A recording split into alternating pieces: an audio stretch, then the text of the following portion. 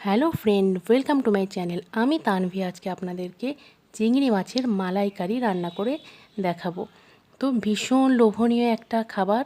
তো আমরা যারা চিংড়ি মাছ খেতে পছন্দ করি তো তাদের জন্য তো এর থেকে মজার খাবার আর কিছু হয় না। তো আজকে আমি সেটারই রেসিপি নিয়ে চলে এসেছি। আসুন দেখা যায়। আমি প্রথমে এখানে চিংড়ি মাছগুলোকে ভালো করে পরিষ্কার করে নিচ্ছি এবং এর খোসাটাকে ছাড়িয়ে নিচ্ছি। খোসাটা ছাড়িয়ে নিলে চিংড়ি মাছটা ছোট হয়ে যায় বটে দেখতে, কিন্তু রান্নার পরে আর খোসা ছাড়ানোর ঝামেলাটা থাকে না। প্লাস আমাদের বাড়িতে কেউ পছন্দও করে না যে এই খোসাটা এতে লেগে থাকুক। তো সেই জন্য আরও আমি খোসাগুলোকে একদম ছাড়িয়ে পরিষ্কার করে নিচ্ছি। অনেক সময় অনেককে দেখি যে মাথার খোসাটা রেখে দেয় বা লেজের দিকের একটু খোসা রেখে দেয়, তো আমি সেরকম করব না, আমি পুরোটাই ছাড়িয়ে এখানে পরিষ্কার করে নিচ্ছি। এবার পরিষ্কার করে রাখা মাছগুলোতে আমি নুন হলুদ ভালো করে মাখিয়ে নেব। একটু হালকা হলুদটা দেব, কারণ এটা মালাইকারি হবে, তো সাদা সাদা দেখতে হলে বেশি ভালো লাগবে। তো সেই জন্য সামান্য হলুদ আর পরিমাণ মতো লবণ দিয়ে এটাকে আমি ভালো করে মেখে নেব।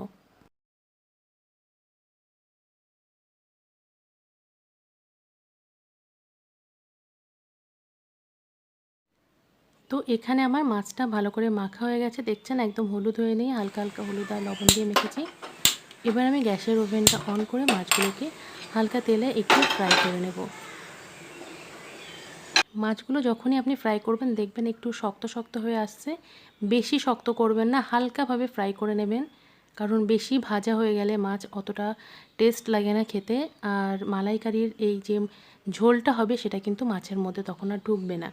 তো হালকা হালকাভাবে মাছগুলোকে আমি ভেজে নিচ্ছি।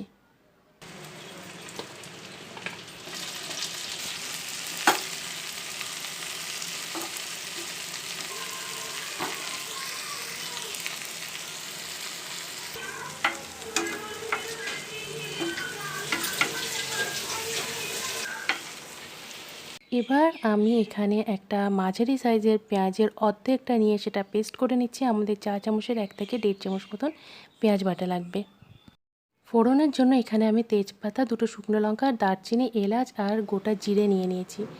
তো কড়াটা আমি গ্যাসে ওভেনে বসিয়ে দিলাম এবং এতে একটু সর্ষের তেল দিয়ে নিচ্ছি। পরিমাণটা দেখে নেবেন, আপনারা আপনাদের পরিমাণ মতন দেবেন। অনেকে একটু তেল বেশি খেতে পছন্দ করে, অনেকে কম খেতে পছন্দ করে। তো নিজেদের টেস্ট অনুযায়ী বা যেরকম খেতে পছন্দ করেন সেই অনুযায়ী দেবেন। একটা কথা মাথায় রাখবেন, সবসময় কিন্তু বেশি মশলা দিলে বা বেশি তেল মশলা দিলেই যে টেস্ট হয় তা না। তো এখানে আমি ফোড়নটা দিয়েছি, তেলটা গরম হওয়ার পর ফোড়নটা দিয়ে তার উপরে আমি সেই বেটে রাখা পেঁয়াজটা দিয়ে দিলাম এবং এটাকে একটু ভুনতে থাকবো বা এটাকে একটু ফ্রাই করতে থাকবো।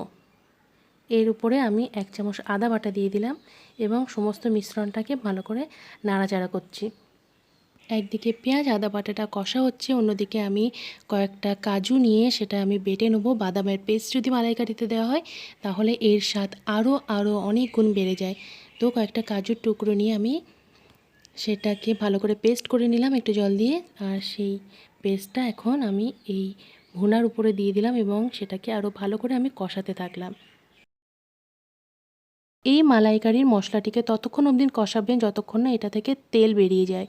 তো মশলা থেকে যখনই তেল বেরিয়ে যাবে তারপরে আমি এখানে নারকেল দুধ দিয়ে দিচ্ছি।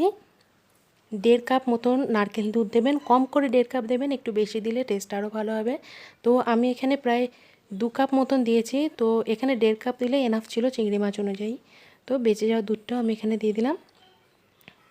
এবার এটার ফোটার অপেক্ষা করব, যতক্ষণ এটা ফুটে উঠবে তারপরে আমি এতে ধীরে ধীরে ভেজে রাখা চিংড়ি মাছগুলো দিয়ে দেব। চিংড়ি মাছটা দিয়ে দেওয়ার পরে আমরা লবণটা দেখব, কারণ চিংড়ি মাছে অলরেডি লবণ দেওয়া ছিল আর বেশি লবণ হয়ে গেলে খেতে ভালো লাগবে না। তো সেই জন্য চিংড়ি মাছটা দেওয়ার পরে লবণের স্বাদটা নিয়ে দেখব যে লবণটা ঠিক আছে কিনা। আপনারা চাইলে একটু চিনি বা যাদের ঘরে সুগারের পেশেন্ট থাকে সুগার ফ্রি দিতে পারেন।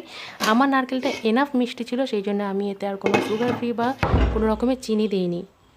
লবণের পরিমাপ সব ঠিক দেখে এটাকে ঢাকা দিয়ে রেখে দেবেন, ঢাকা দিয়ে রাখবেন ততক্ষণ যেরকম ঘনত্বের আপনি মালাইকারির ঝোলটা চাচ্ছেন, তবে এটা মাখো মাখো হলে বেশি ভালো লাগে। ঠিক দেখছেন আমি এবারে কড়া থেকে নামিয়ে নিয়েছি, এটা ঠান্ডা হয়ে গেছে। এবার এটাকে আমি প্লেটিং করছি। তো যেরকম ঘনত্বে আমি এটাকে রেখেছি এইভাবে রাখবেন, খুবই স্বাদ লাগবে। কারণ এটা যদি বেশি ঝোল ঝোল রাখেন তাহলে কিন্তু এতটা মজা লাগবে না।